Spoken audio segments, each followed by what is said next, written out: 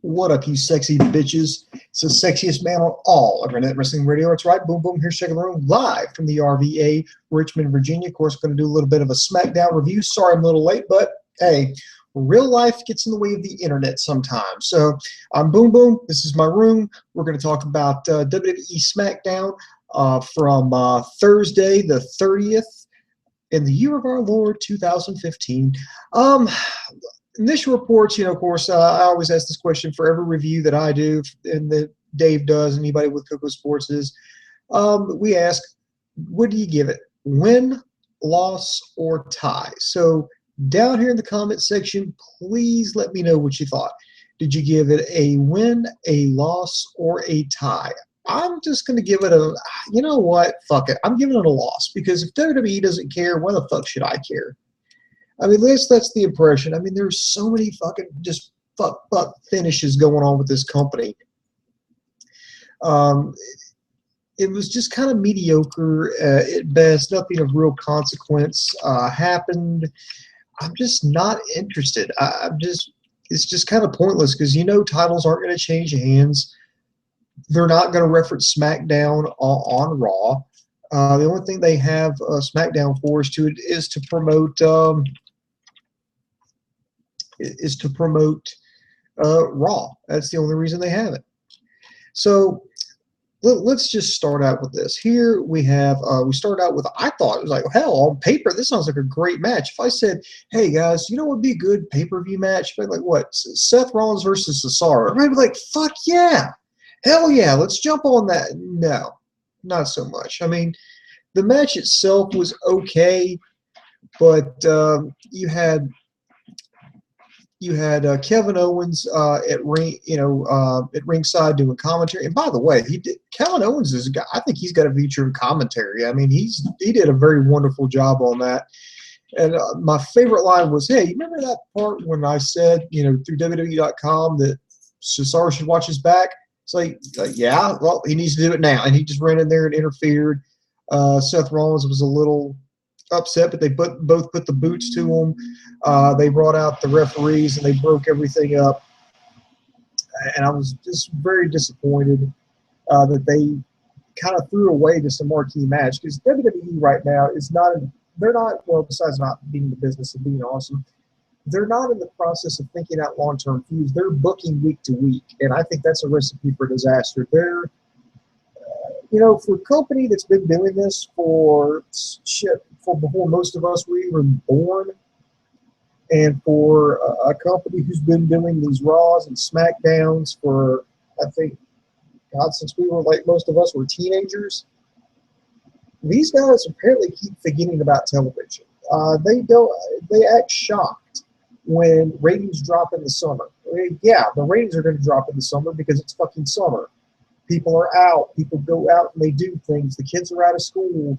The routines are a little thrown out. There's really nothing new on television in terms of like sitcoms or dramas. For the most part, I know there's some exceptions. There's some networks who run, they run stuff off kilter. And there's some I'm talking like stuff like like AMC and HBO. That's maybe the exception and not the rule. But for the most part, I'm talking about like basic networks. I mean, there's no new episodes of things. There's no motivation for people to watch television. So yeah, the ratings do go down. And I do know that July is a sweeps month, but I don't think they're really dependent on that as much as your regular local affiliates are. So, but they act shocked, that the ratings are going down in the summer. They're taking a dip of all times. Yeah, and I got news for you, WWE. They're going to dip again come the holidays. I know, it's fucking crazy. So they freaked out, and they're booking from week to week, which let's just say it's successful. I mean, if you're only successful 1 out of 10 more weeks we got, I mean, is it really going to make a difference? I mean, say you pop and of course this ain't going to happen, but say you pop 4.0, is that really going to make up for anything? I mean, you got to get people buying the WWE Network. You got to get people buying merchandise. All right, anyway, enough of that. Next we had a 8-man tag. We had Los Matadores and the Lucha Dragons teaming up to take on the Ascension. And the New Day, of course, being represented by Big E and Kofi Kingston. Now, this was just your standard good guys on bad guys multi-man match. They're using to promote a who's going to be a new #1 contender against the primetime players for the tag team titles. You had Darren Young and Titus O'Neil delivering commentary. They were taking notes on their opponents, and they were calling them boring and all kinds of different things. The match itself was like the bad guys had everything in hand. You had the Ascension and New Day taking it to Los Matadores and Lucha Dragons. Hey, kids, remember that whole thing where they were going to try to get El Torito to join the Lucha Dragons and pretty much abandon Los Matadores? Yeah, thank God that never panned out. That's where that would have sucked. Bad guys take control. They keep the good guys isolated. Like when the bad guys had things in hand, Victor decided to tag himself into the match while Big E was setting up, I think it was Kalisto, for the big ending. But however, Kalisto got the roll up, got the win on Victor, and then you could just see that the bad guys were in shock, and then there was a little bit of argument there. But all in all, I think it was a decent match for what it was. And it actually went a long time. It went a little over 10 minutes. So I think it was a decent match, but nothing to get excited about. If you skip it, nothing bad. Let's see, backstage, they told Kevin Owens he would be having a match because he was about to bolt. It was going to be a tag team match. It was going to be Kevin Owens teaming up with Seth Rollins to take on Cesaro and a tag team partner of his choosing. Owens just said he feels sorry for who's ever going to be Cesaro's partner. Go to commercial. They came back to aired a video package on Becky Lynch, the so-called Divas Revolution. I liked it. I wish they would have shown just a few more of her highlights. Then they did a smoky vignette or backstage vignette. A lot of that dry ice they're using to fill the smoke, and they had Luke Harper cut a promo saying that he has a purpose in life, and he's going to be with his partner, and he's going to be with Bray Wyatt, and they're talking about their upcoming tag match, Roman Reigns and Dean Ambrose taking on Wyatt and Luke. Yes, I've actually heard about Adam Rose potentially joining the Wyatt family. To be honest, I think it's a good idea because the only good thing about being at rock fucking bottom is you can only go up from there. I mean, that's the best thing that can happen to you when you're in the bottom. You can only fucking go up. I never saw Leo Kruger perform per se. I was only known to the Adam Rose character, and I still don't think the Adam Rose character is not necessarily a bad character. I just don't think it translated well on the big stage. It worked well in NXT because it was a small, intimate crowd, and when you put it up there, like in the arenas that the WWE runs, the magic was lost. I mean, it's like Black Flag is an amazing band. If you're like in this seedy bar, they're fucking amazing, but probably not so good in like Wembley Stadium. Just saying. Nothing changes. It's just the atmosphere and just doesn't have that vibe. So I will defend Adam Rose, and I think they dropped the ball with him because on E60, man, WWE or ESPN did a better job than the WWE of telling the story because they told the story of Ray LaPon, the guy who plays him, and he had such an amazing story. I mean, he was a South African kid living on the streets, and professional wrestling, quite frankly, probably saved his life because it got him off the streets. He fell in love with a woman here in the United States. They got married, and their first child was born with a birth defect, and now he has to be fed through a tube, and he has to get up in the morning. And they showed him, getting up and taking this tube that was attached to his son's stomach and had like a little syringe, like it was like the empty syringe, and he was filling it with the fluid to feed his son. And he was like, this is tougher than wrestling. That's the kind of guy I can get behind. That's the kind of guy I want to cheer for. But what did they do? I was like, okay, they split them up with the Rosebuds. They got them out of there. Okay, good. Maybe they're gonna, make them do something different. Maybe they're gonna bring back, they even teased like, hey, Leo Kruger or Adam Rose. Okay, and then they had him making out with Rosa Mendes, and that's about as good as it could go. Yeah. It was horrible, but I'm all for it. Uh, and because right now Eric Rowan hurt, and I don't think he can hurt him. And hell, take Rosa Mendez with him. Like, well, what could Rosa? Well, she's not doing anything. She's not wrestling. She's not that good of a wrestler anyway. I mean, I figure, hey, why not add a woman to the mix? Why not add a woman to the Wyatt family? I think it could work out. I mean, hell, okay. I mean, this isn't like the Indies where you pay them per appearance. I mean, this is WWE. You sign up to a contract, you're paying them anyway. So, hell, why not get some mileage out of them? So, put them on there. The next, let's see, we had Rusev versus Jack Swagger. And yes, Swagger is still with the WWE, apparently. They tried to hype this up. Oh, it's a big rivalry, one of the most bitter rivalries in WWE. Yeah, but Jack Swagger fucking lost them all. For it to be a rivalry, Swagger would have to win a few, and he hasn't. They were in Oklahoma, so yeah, I mean, I kind of support the idea to, they're out there in Tulsa. I support the idea to bring in the hometown kid.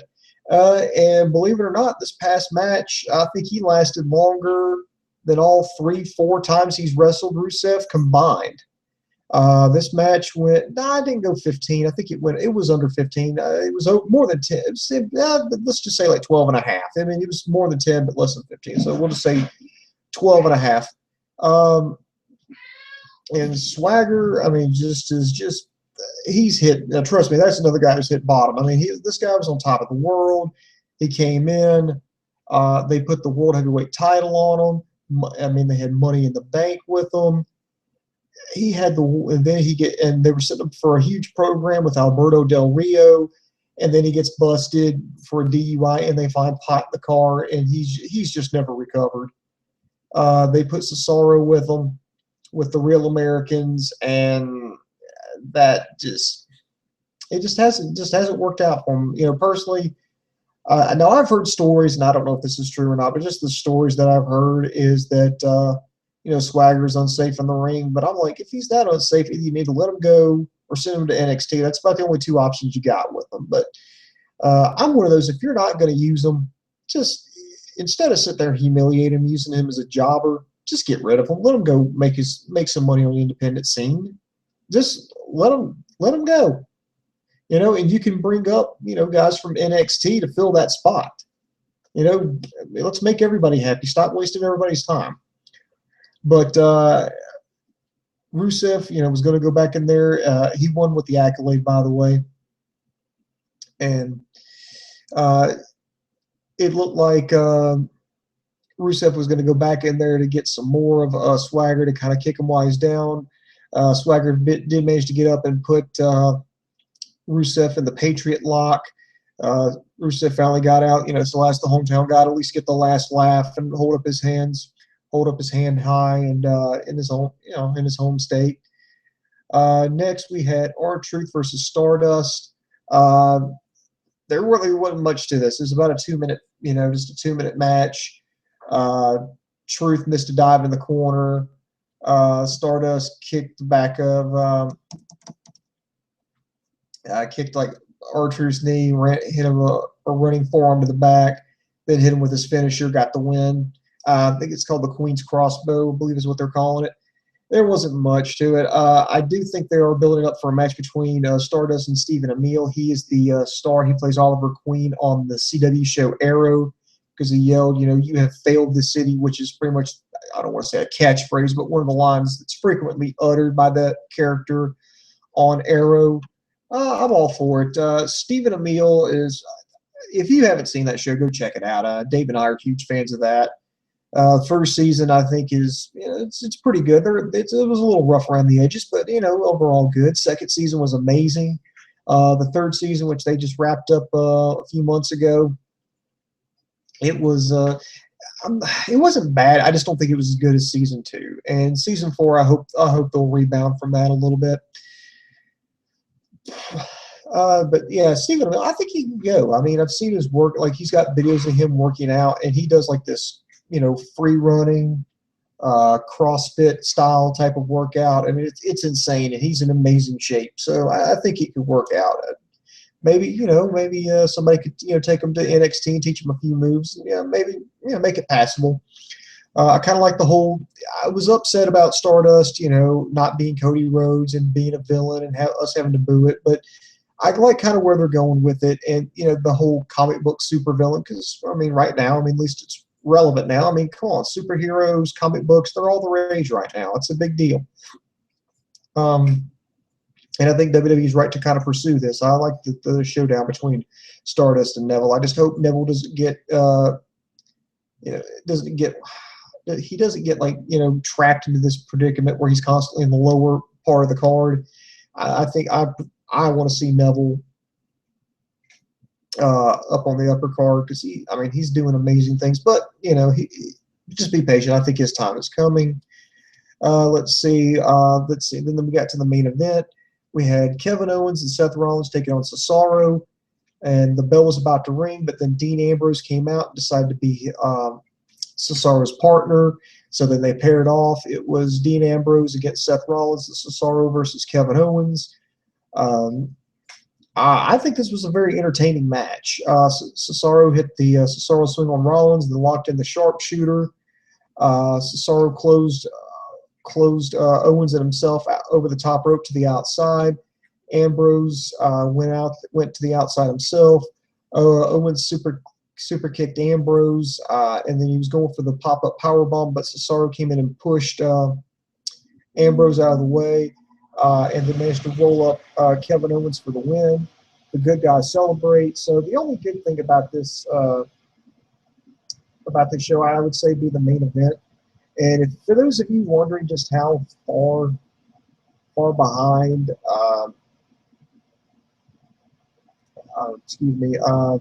take two, that Vince McMahon is behind the time. Sorry, I just had a brain fart there for a second. I was like, oh, mind your point. Cesaro debuted in 2012. He debuted in 2012. It's 2015 now. And Vince McMahon's just now picking up the fact that, hey, I think the fans kind of like this Cesaro character. I think maybe, the people are behind him. Maybe we can make some money here, So 3 years. So for those of you wondering just how far behind the times Vince McMahon is, 3 years. That's your answer, 3 years. So looking back on it, it's a very skippable Smackdown. So if you haven't seen it, I'm going to give, like I said, I'm still giving it a loss because there was just, aside from the main event, there was just nothing to get excited about, nothing for me to go, oh my God, you have to watch this. You've got to tune in. No, there was nothing like that. The main event was cool. There was a lot of other just pointless match. I think everything else was fucking pointless. It was just a placeholder. That's all it was. It was nothing interesting, nothing to get in a twist about. So that's what that's where it's at. I wish I could really say more positive things about it, but no, I just can't. Hopefully things will be better this week. I mean, this is ready, the shameless self-promotion. I'm going to check your comments in just a second. So if you've got any questions or comments, just go ahead and be sure to get them in here, and I'll take care of them as they come here. So right now we've got a lot coming up in the week. Dave's, of course, going to review Monday Night Raw. We're probably going to do a separate show for Lucha Underground with Ultima Lucha because this is going to be the last. This is going to be the last, Lucha Underground show for season 1. Hopefully they'll announce it season 2, or they'll announce it sooner rather than later. Then we'll, of course, go to the War Room. Of course, we'll review NXT, Ring of Honor. We'll also review Chikara, their new onto the scene, and maybe Lucha Underground again, NXT, that whole deal. So just stay tuned for that. I'm gonna see if I can maybe persuade Dave to review Triple Mania this year. That's Triple A's pay-per-view. That's coming up on I believe that's on the 16th. There's a lot of guys that we know from Lucha Underground that are going to be wrestling there.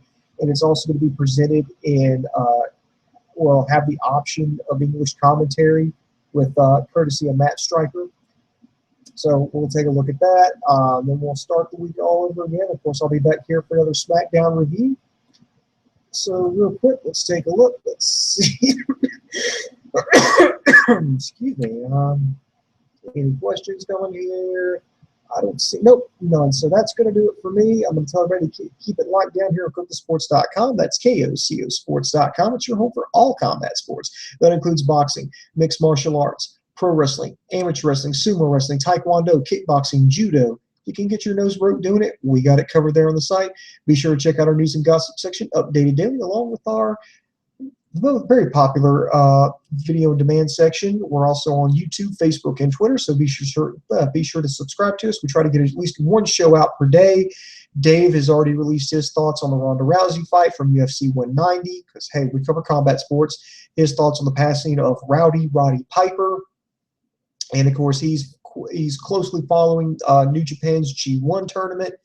Pretty big deal. The winner is going to get a shot at the IWGP Heavyweight Championship come time for Wrestle Kingdom in January. So this is a huge deal, huge tournament, huge round robin tournament we're following here, and we seem to offer the most complete coverage on that because Dave's in Japan and he can follow that kind of thing. So that is going to do it for me. So this is Boom Boom, and for my partner Dave Coco, I am over.